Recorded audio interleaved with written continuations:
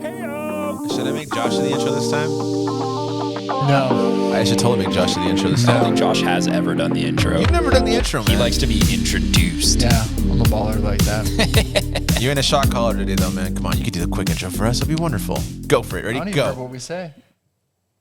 Welcome to another podcast.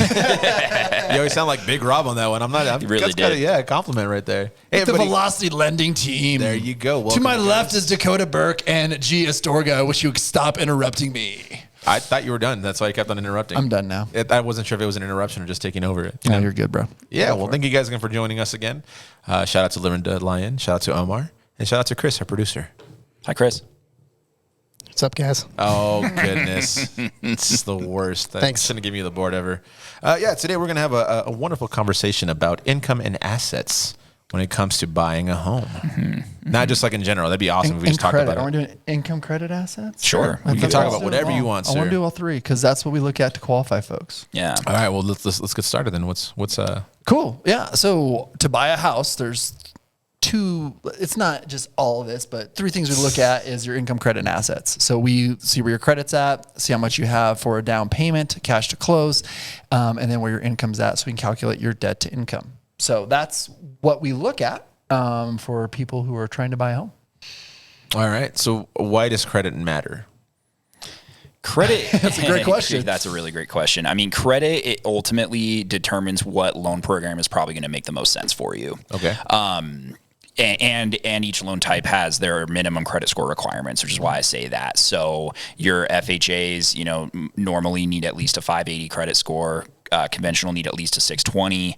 But if you're at that 620, 640 price range and we really only have, if you have less than 5% down, FHA is typically going to be the way to go, because for conventional loans, they'll bump up your mortgage insurance rate kind of based in 20-point buckets, where let's say your score is a 620, the mortgage insurance will be the same from a 620 to a 639, but then if it goes to that 640, it's in that new bucket, so it might get a little bit lower per month, but it's going to be more than FHA. But also your interest rate will be much higher than Absolutely, FHA, with that kind of credit score. So when we look at credit, I mean, in most cases, if you don't have a 700 or higher, we typically go FHA just because it's going to be a cheaper monthly payment for you. Mm-hmm. Yeah, I've always wondered what credit mattered. There you go. But it's also it's Well, I mean, it's your history. it's a system of paying reliability, stuff, of accountability, Yeah. right? So, Yeah. So then when it comes to income, how do you? I mean, there's various ways that people make a living, obviously, Correct. right? So how do you kind of determine that to just help even with the process of buying a home? So typically, do you want to take it? Nope, go ahead. Okay, sorry. So we don't take it. Let me rehearse tell you this, guys folks. So typically, I mean, you're going to be salaried or hourly, right? So those are your standard type of pay. So if you're paid $20 an hour, you work 40 hours a week, we can calculate that. If you make $80,000 salary, we can calculate that. That's kind of your standard. That's like your easiest go-to, right? Correct. Yeah. Yep, that's the easiest. But then Then you look at someone like me. who's variable, right? Yeah. So if you're commission based, so for me, Gotcha, yeah. I'm commission based, right? I don't get paid unless we close the loan. Whereas other people, they get paid their hourly. So my commission can be up 1 month and then down 1 month, so then you have to do an average. So a 2-year average of your variable income. Sometimes you get away with less, but we won't go into that. But when you're looking at it, your commission, overtime, bonuses, those are what's going to be your standard variable pay. Well, but even for hourly borrowers, we dive into it even more, where we're looking at your current year-to-date pay to make sure that you haven't missed any of those 40 hours, because an underwriter will scrutinize the heck out of your pay stubs to make sure that it's matching that $20 an hour, and you will continue to make that amount of money moving forward to repay back the loan.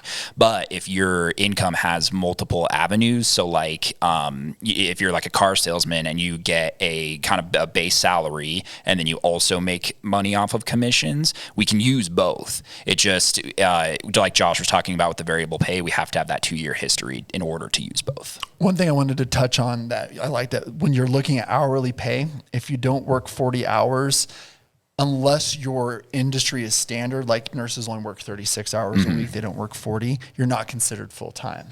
So for example, if Dakota went to get a loan and he worked 38 hours instead of 40 hours, then they would have to do a 2-year average because it'd be considered part-time.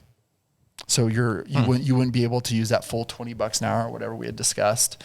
It could be averaged out to 19 36 an hour or whatever, maybe Gotcha. over that history. So basically use your PTO if you're going to take time off. Yeah, and then we have discussions with folks like if they're starting a new job, and it's like, okay, you're starting a new job, you have to work 40 hours a week or get paid for 40 hours a week because you can use PTO and sick time and things like that.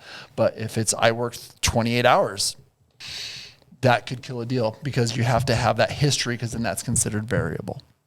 Okay. I hope that was good, Chris. What about someone? Chris? Was that good? Yeah, I followed. I want to hear from. What about someone like me who doesn't necessarily? I guess commission is what I do, right? It's it's all commission work. Never mind. Well, I mean, you're technically self-employed too. Yeah. So every single bit of income. So you probably get 1099s from everywhere that you go as like an employee, Everywhere. quote unquote. And you have like 1 million of them. And so when you go to file your taxes, that we go off of your tax returns when you're self-employed. Gotcha. So self-employment is a completely different ballgame. Yeah. So we need to have a 2 years of tax returns. I think we've gone away with it once when we didn't, but anyways, we have to have 2 years of tax returns for your business so we can do an average. If you've been in business for more than 5 years, then we can do it with just one. So let's say you had a really, really good 22, but a really bad 21, and you've been in business since 2015. Yeah. We can just use your 22 taxes and not have to worry about 21. Gotcha. Okay, that's good to know. Not that I'm going to buy a house anytime soon, but we'll maybe get there. We're going to one day. get you there. By the time, I so. don't know. You're going to be an expert just because of these podcasts. You're not going to have any I'm questions. just going to show up to you guys and be like, I know what I want. He's like, I've already pre-approved myself. Screw your 10-day return. I want it in 5. Now, also, we want to talk about assets, right? That's one of the things that we talked about income. We talked about the credit score as well. And now we want to talk about even assets. So I know something like that would be maybe, I don't know. I'm not a smart man, but maybe like you get gifted something, you inherit money. These are kind of considered those assets of it, right? Okay, Yeah. so kind of talk about that a little more. Big thing with assets is everything has to be traced. We have to be able to see where everything came from, and that's due to the Patriot Act. We want to make sure that there's no money laundering going on. That Not us, the government. Well, the government, yeah. That there's no money laundering going on, no fishy business, and so everything has to be traced. You can pull from retirement for a down payment on a house. That's one of the 6 reasons that you can pull money from a retirement account. You just your normal bank statements. An underwriter will analyze your bank statements to make sure there aren't any withdrawals that are coming out on like a monthly basis. So a big one is like child support. If you don't disclose to us that you have child support, they're going to see it coming out of your bank statements every single month, and so they'll ding you on your debt to income ratio, like, oh, you're paying $218 or whatever it is every single month for your child support. And I don't think you touched on this, but we need to have typically 60 days, 6 days of pay stubs, 60 days of bank statements or 2 months of bank statements to show that. And if you have if you have mattress money, as people say, and we can't source it, and you put in 30 grand of cash that's been chilling, we can't use it. So we have to source everything. So you would have to deposit that and then wait 60 days to kind of make Correct. that happen. Gotcha. And then also, they also look for NSFEs. So if you have 6 or 7 NSFEs and you can't explain it, then that could kill a deal. And NSF is an insufficient funds Yeah, fee. sorry. So Non-sufficient fund. Yeah. Sorry. No, it's true. NSF. Yeah, I definitely said insufficient. his banking just kicked Yeah, I just had like PTSD from our And banking we're times. back Yeah, at yeah. Compass. Dum, bum, bum. Rewind 10 Please years. no. So what other types of assets can be involved with buying a home? Well, I mean, it's So like let's say for example, like my parents wanted to give me some money to be like, here's your down yeah, payment. still Is that 100%. something? So you can use a gift. You have to get a gift letter, but we have to show where it came from. So we have to show from their bank account where it came from. So you Can't gotta be Some your parents' mattress money. Some parents get some people get fired up about that because they're not involved, but I mean, we have to follow the rules to get it done. Yeah, for sure. And it's not necessarily to have a full statement, but we just have to show where it came from. And they're not our rules either. Yeah, it's not like Dakota's like, listen, bro, I No, want to see it. it's a regulation to just keep trail of where everything's going to make And bad things happen. I and guess. if you have a truck, like that doesn't matter, right? Like people sometimes will list their like automobiles and things like that. Those aren't As an assets, asset, right? yeah. That doesn't help you unless you're going to refinance and take it out or sell it or something along Yeah. those lines. We're wanting to see the money needed to close. Yeah, so I think that's a misconception. Is kind of you think of like assets, you think of things you already have. So it's like, well, there's this couch that I have. Does that count? I mean, or technically, like, you could sell it. You could sell it. I mean, as long as you sell it, that would Right. be considered But an you have asset. to Need to have source a- it. and we have to have a bill But of here's the sale. thing too, right? Like I couldn't sell my F-150 for 80 grand and be like, oh, here's 80 grand when it's worth 30. Like they will do a Kelly Blue Book and make sure that it matches up and it's somewhat close.